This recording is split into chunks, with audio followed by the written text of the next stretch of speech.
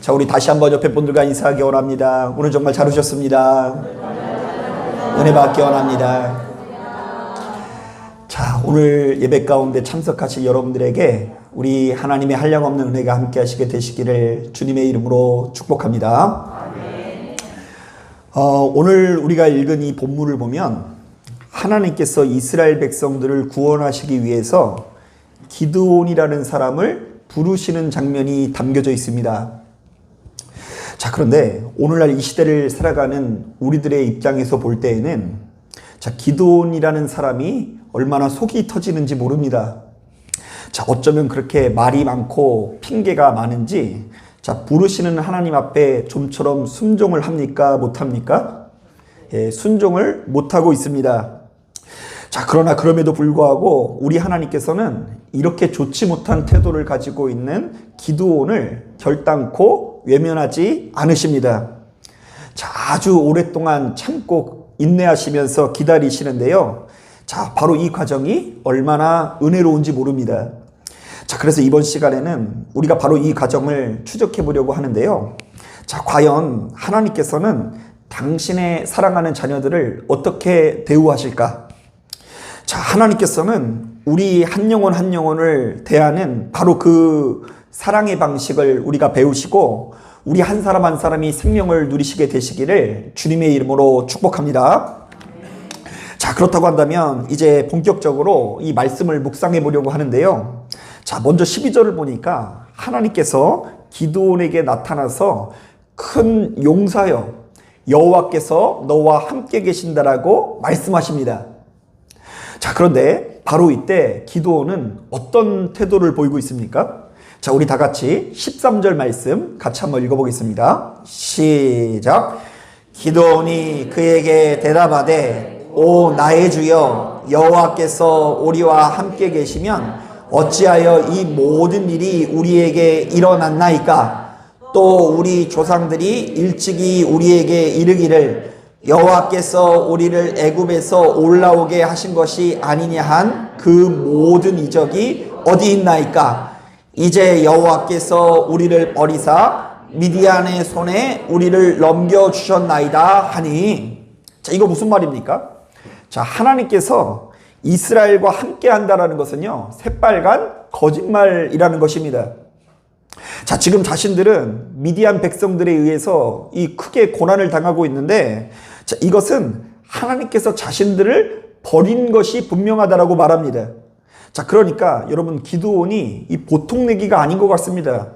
자, 기드온은요, 하나님 앞에서도 자신의 성질을 굽히지 않고요, 하나님 앞에 자신의 소견을 굽히지 않고 있는 것을 우리는 알 수 있어요. 자, 그러나 14절을 보니까 우리 하나님께서는 다시 한번 따뜻한 음성으로 이 기드온을 부르십니다. 너의 힘으로 이스라엘을 미디안에서 구원하라. 그래서 내가 너를 보내는 것 아니겠느냐. 자, 그러나 이번에도 기드온은 순순히 순종하지 않습니다. 자, 우리 다 같이 15절 말씀을 한번 읽어보겠습니다. 시작. 그러나 기드온이 그에게 대답하되 오 주여 내가 무엇으로 이스라엘을 구원하리이까? 보소서 나의 집은 므낫세 중에 극히 약하고 나는 내 아버지 집에서 가장 작은 자니이다 하니. 자, 여러분 이거 하나님 앞에 순종을 하겠다라는 거예요? 못하겠다라는 거예요? 못하겠다라는 것입니다. 자, 자신은 힘이 없어서 도저히 이길 수 없으니 다른 사람을 사용하라는 이야기를 하고 있는 것입니다. 자, 그러나 16절을 보니까 우리 하나님께서는 또다시 따뜻한 음성으로 기드온에게 용서를 주십니다. 용기를 주십니다. 내가 반드시 너와 함께 하리니 네가 미디안 사람 치기를 몇 사람 치듯 하겠다고요? 한 사람 치듯 하리라. 자, 그런데 이번에도 기드온은 어떤 태도를 보입니까? 우리 다 같이 17절 말씀 같이 한번 읽어보겠습니다. 시작. 기드온이 그에게 대답하되 만일 내가 주께 은혜를 얻었사오면 나와 말씀하신 이가 주 되시는 표징을 내게 보이소서. 자, 우리는 여기서 표징이라는 말에 동그라미를 쳐야 하는데요. 자, 이번에는요, 기드온이 건방지게도요, 하나님 앞에 한 가지 조건을 내세우는 것입니다. 자, 하나님께서 자신에게 뭘 보여주셔야 된다고요?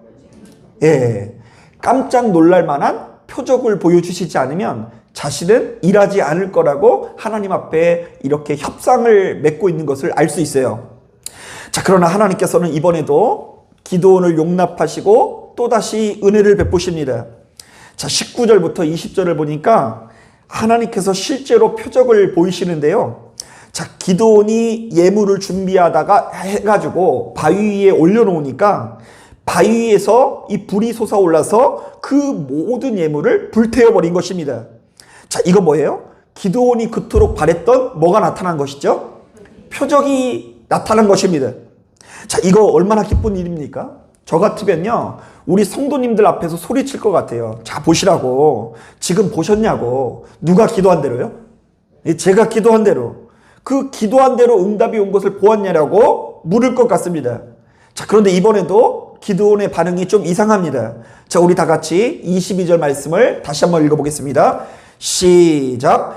기드온이 그가 여호와의 사자인 줄을 알고 이르되 슬프도소이다. 주 여호와여, 내가 여호와의 사자를 대면하여 보았나이다. 자, 저는 이 말씀을 읽는데 이제는 기드온이 아주 징글징글하게 느껴지더라고요. 하나님께서 기드온이 요구한 대로 표적을 보여주셨어요? 안 보여주셨어요? 예, 보여주셨어요. 자, 그런데 그 표적을 보여주시니까 기뻐하지 않고 어떻게 했다고 합니까? 슬퍼했다고 합니다. 자, 왜냐하면 당시 사람들은요, 하나님을 대면하면 죽는다라고 생각을 했는데요. 자, 바로 이러한 이유로 기드온은 자신이 표적을 구했다라는 것을 까맣게 잊어버리고 죽을 걱정 때문에 좀처럼 감사하지 못한 것입니다. 자, 그러나 이번에도 우리 하나님께서는 참고 인내를 하시는 것을 볼 수 있습니다. 자, 우리 다 같이 23절을 함께 읽어보겠습니다. 시작. 여호와께서 그에게 이르시되 너는 안심하라, 두려워하지 말라, 죽지 아니하리라 하시니라. 자, 그리고 마침내 24절을 보니까 기드온은 이렇듯 자비하신 하나님 앞에 무릎을 꿇게 됩니다. 자, 자기 자신밖에 모르던 기드온이 비로소 여호와 앞에 제단을 쌓고 여호와 샬롬이라는 이름을 붙이게 됩니다. 자, 바로 이것은요, 하나님께서 평화되신다라는 뜻인데요. 자, 이제 자신이 하나님을 전적으로 의지하면서 나아가기만 하면 하나님께서 반드시 그에 걸맞는 응답을 주실 거라는 확고한 의지의 표현인 것입니다. 자, 여러분, 여기까지 보았을 때 어때요? 하나님께서 사람을 사용하시는 방식을 이해하기가 어렵죠. 사실 우리 같았으면요, 지금 이렇게 답답한 기드온에게요, 벌써 목소리를 높였을 것 같습니다. 야, 이 자식아, 정신 좀 차려라. 내가 지금 이렇게 나약해 빠져가지고 어떻게 큰일을 행할 수 있느냐?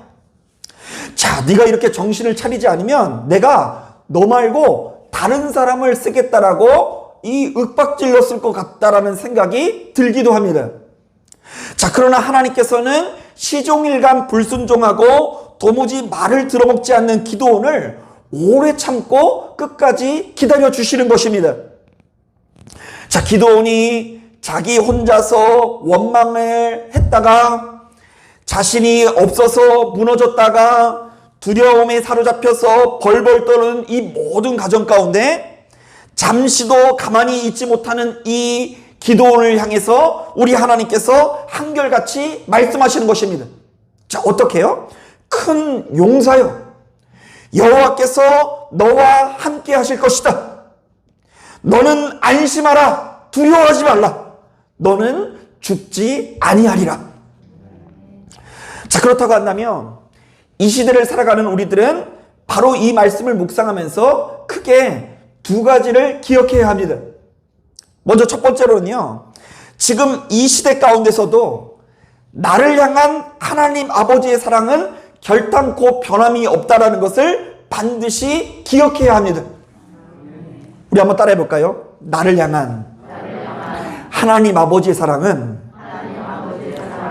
결단코 변함이 없으시다. 가만히 보면요, 오늘날 이 시대를 살아가는 우리들도 사실은 우리 하나님 앞에 면목이 없는 순간이 참으로 많이 있습니다. 아니, 하나님을 떠나서요, 내가 내 자신을 볼 때에 너무나 한심하고 별 볼 일 없는 사람처럼 느껴지는 순간들을 자주 마주하게 됩니다.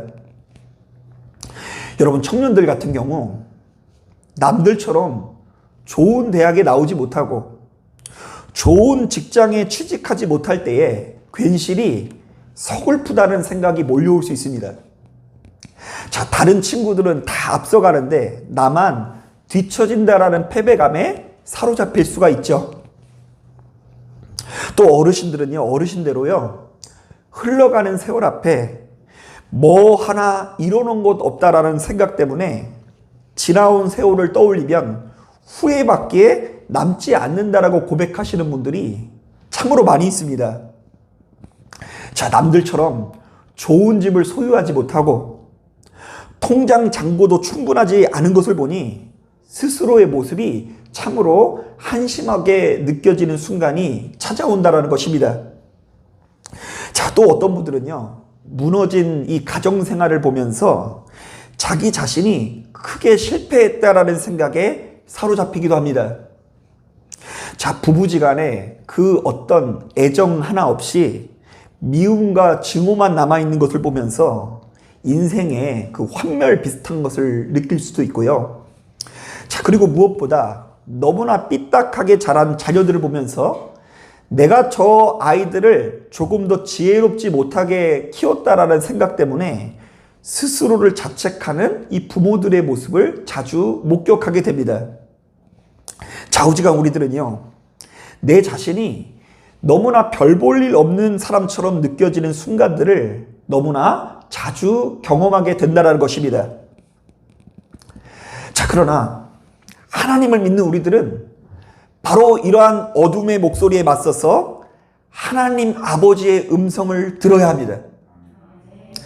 하나님께서는 이렇게 연약한 우리들을 향해서 지금도 변함없이 말씀하시는데, 큰 용사여, 여호와께서 너와 반드시 함께할 것이다. 내가 반드시 너와 함께하리니 네가 반드시 승리하게 될 것이다. 너는 안심하라. 두려워하지 말라. 너는 죽지 아니하리라고 우리들에게 위로의 말씀을 전해주실 줄로 믿습니다. 사랑하는 여러분, 우리 하나님께서는요, 오래 참으시고 끝까지 기다려주시는 하나님이십니다. 그래서 우리가 자신감이 없어서 무너질 때에도 기다려주시고, 두려움에 빠져서 괴로움에 사로잡혀 있을 때도 기다려주시고, 심지어 하나님 앞에 엄청난 원망감을 가질 때조차도 우리가 충분히 회복될 때까지 기다려주시는 하나님이십니다. 자, 그래서일까요? 성경 곳곳에서 우리 하나님의 사랑이 얼마나 크고 놀라운지를 소개하는데요.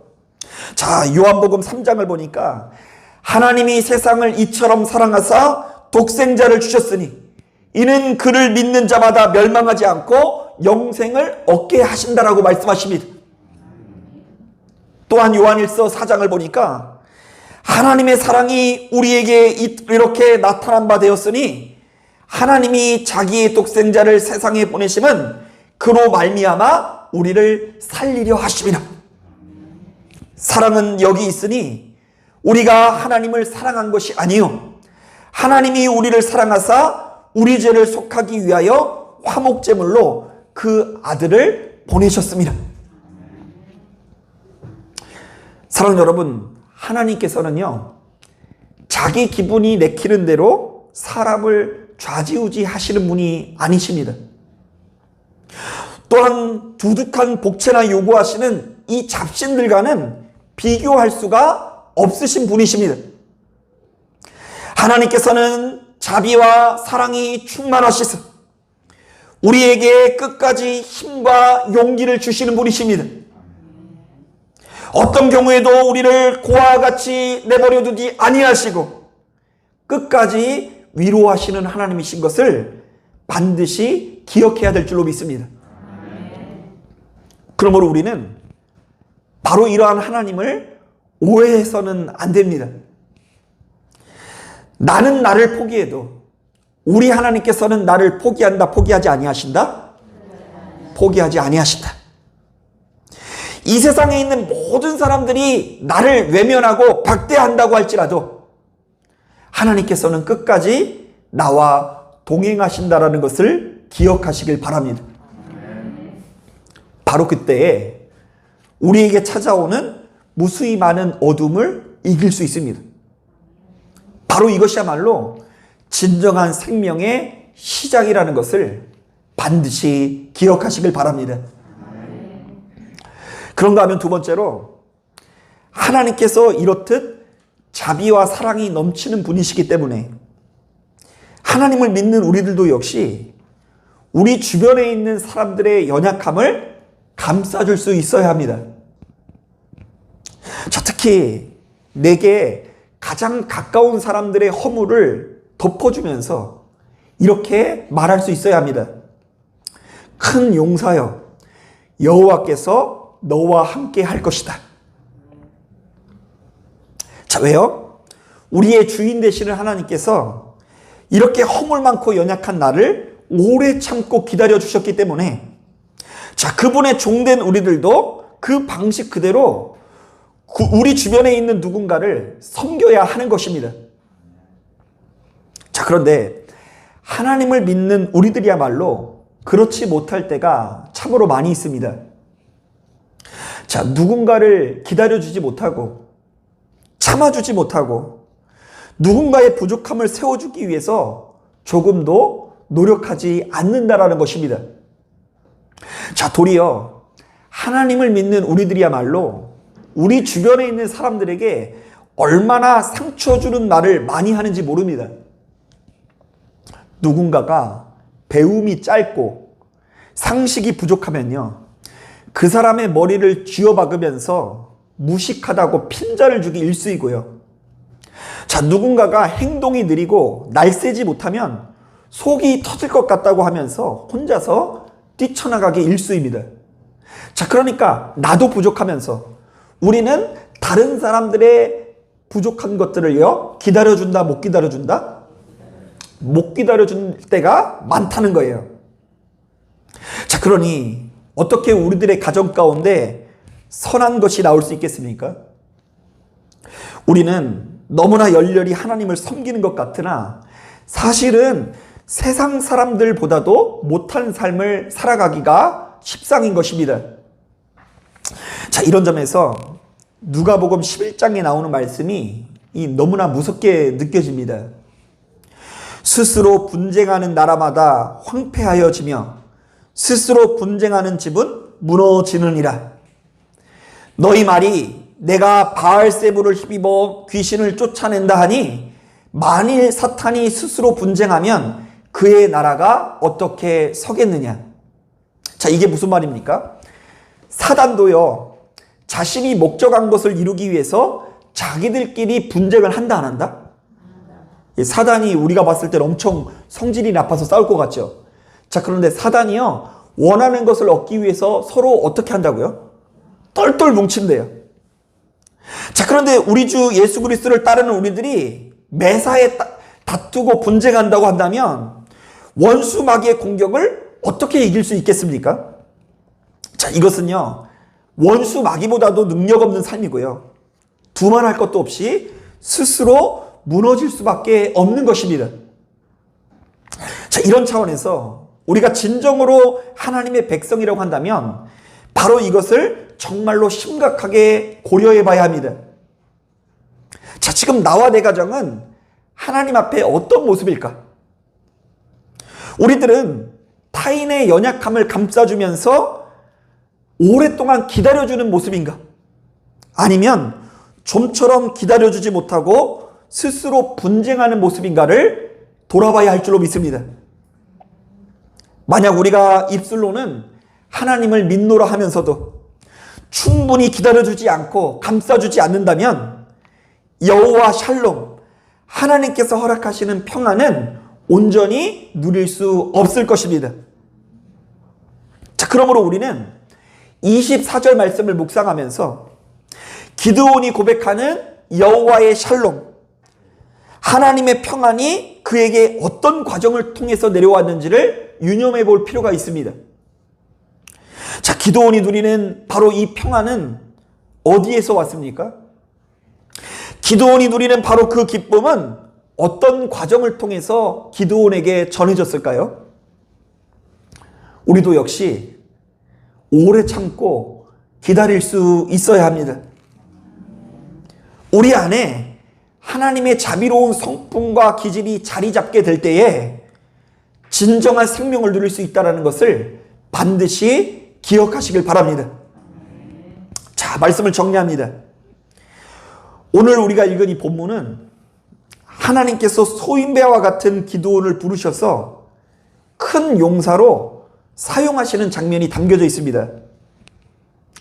자, 그런데 우리가 바로 이 장면을 통해서 우리는 여호와 샬롬, 하나님의 평안이 우리들에게 어떻게 내려오는지를 알 수 있습니다.